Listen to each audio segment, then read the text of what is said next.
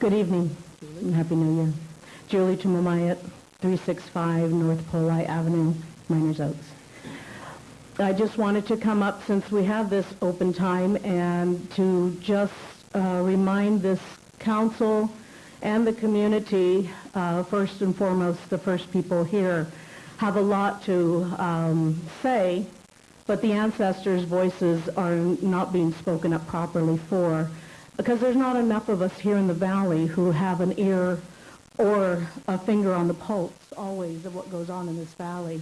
So I ask that the community, those of you who've lived here a long time, to come and let us know what's on your property in terms of burials, cultural resources, artifacts, and that the council and public works and planners department look to the families that are here and work with the families that are here in terms of coming up with monitoring strategies. There is a new bill that has been passed, SB 18, which I'm sure some of you are aware of.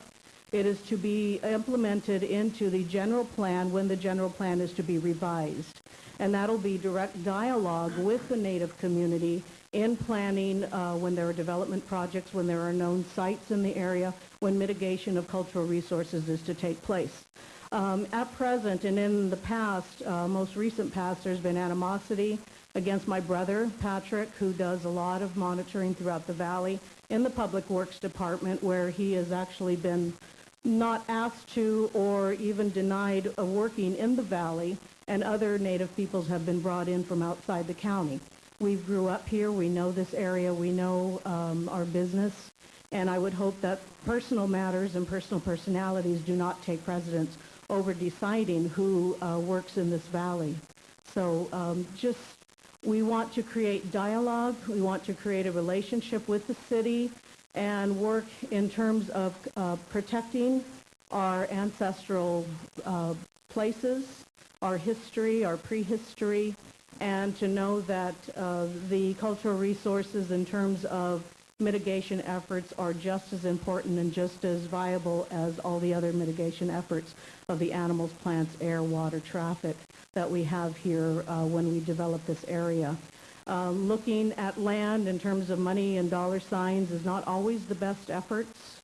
Looking at Ojai and the way and the reason why people are here in the first place is for that open space. So not always looking at the Ojai Land Conservancy as a way of having space, but to think of space in terms of freedom and breathing place, spiritual places, meditation places, and cemetery. Our Nordhoff Cemetery is getting crowded.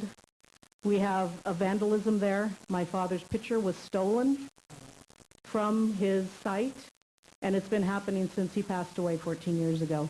So we need the city to step up, and that's a whole other issue. So thank you for your time. Madam Mayor.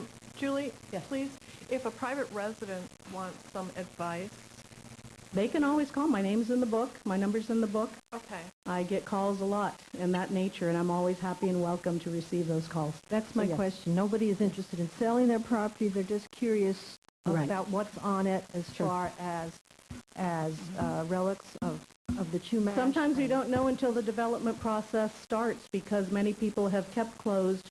What I see is the ranches being sold and houses being built on some of those parcels. And that's when you find the archaeology, because we do not have oral or ethnographic history where there were people still here at historical times to tell you where these places are. So that's the mitigation efforts that we try to maintain. Thank you, Julie. If you can put some business cards perhaps at the front desk, or also an ad in the paper, or whatever you can do to facilitate people who are just curious what's on their property. Sure, and with the community here present, I want you to know that I'm always open and welcome and receive calls. So thank you.